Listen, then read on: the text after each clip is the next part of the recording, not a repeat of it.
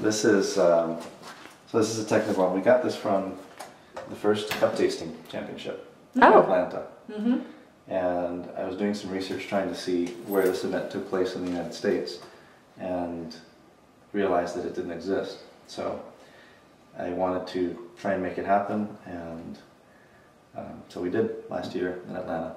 Oh, cool. And the year previous to that, since it didn't exist, I kind of volunteered and ended up representing the United States at the World Cup Tasting Championship and came in 7th. And so through that process came back and was able to organize the first US Cup Tasting Championship.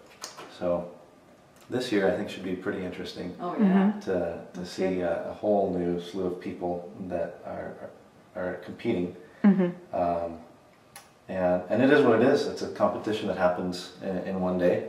The winner doesn't come out as the best cup taste, the best taster in the world. You win that competition, and shows that you have a pretty solid palate. And you're up against a lot of people that buy a lot of coffee. As I looked at the audience, I noticed that there were probably chairs, there's probably seating for maybe 150, 200 people, but there were only about 50 people there.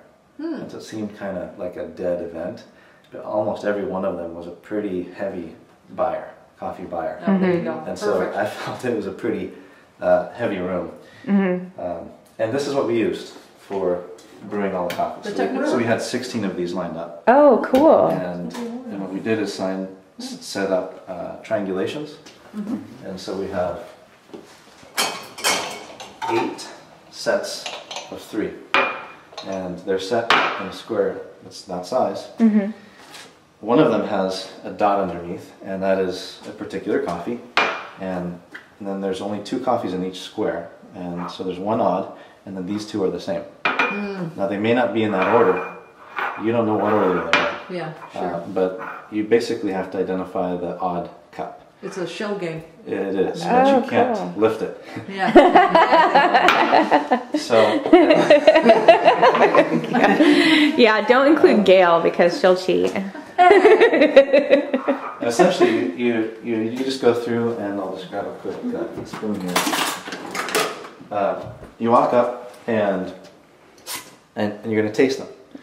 You can do anything you want. Some people have a stronger sense of smell. I don't. My sense of smell is non-existent, and my taste is okay. So I don't even bother with the smell. But there are some people who will. It all goes together. And they'll come, and they might have a pretty good hunch before they even taste it. Velton here. And so if that's your strength, it's good to recognize. Yeah, he smells the coffee always before he drinks his shot or whatever. You can tell you're sucking it up. I'm trying. Yep. Yeah. So then the next thing is, people that are competing will do a lot of creative things. Casper, who won last year from the Coffee Collective, he was eating only oatmeal and not using anything too aromatic, and bathing for days. Yeah. Wow. And really protecting his palate and keeping away from anything that was too intensely aromatic or flavorful, so that he could have a really sensitive sense of taste and smell. Yeah. And he won. Not only did he win, but he had a phenomenal time. He was very fast, and the objective is to get the most right in the fastest time in that order. So if you're fast, but you get one less right than the next guy that took the entire time, the next guy beat you, the next girl beat you. So the most right in the fastest amount of time. And so what he did is he came to the first cup, second cup, they tasted the same, so he didn't even bother. There it is. No. So the one that was out, he didn't even. You're not wasting his time. Moving on to the next one. And that takes an incredible amount of confidence. Some could say, in some cases, cockiness. If you know Casper, he's not that at all. But anyway, so that's. It sounds like a good strategy, though, because you could get through much more then. But how long did it take him? I think, I don't recall. It's on the site, the World Cup Tasting Championship. World Cup Tasting Championship. No, I'm sorry, I think it's Cup Tasters Championship. Okay. But I want to say that it was about two and a half minutes. Oh wow.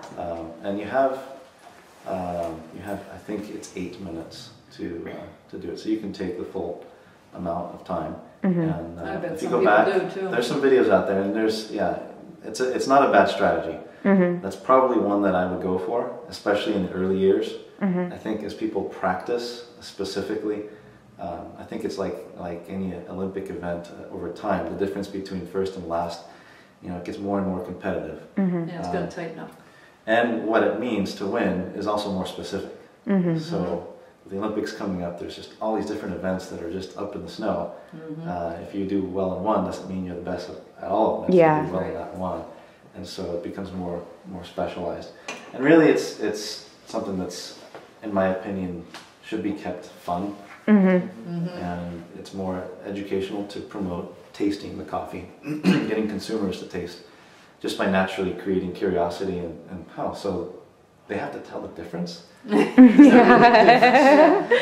coffee's out there, and we all know the answer to that. But the general commodity perspective is that coffee is a commodity. Yeah. And the values are more leaning towards it being a fuel, an addiction, a convenience, a tool for staying awake, a social medium, a lot of things, but not taste. Yeah. And so the idea is to bring it back to taste.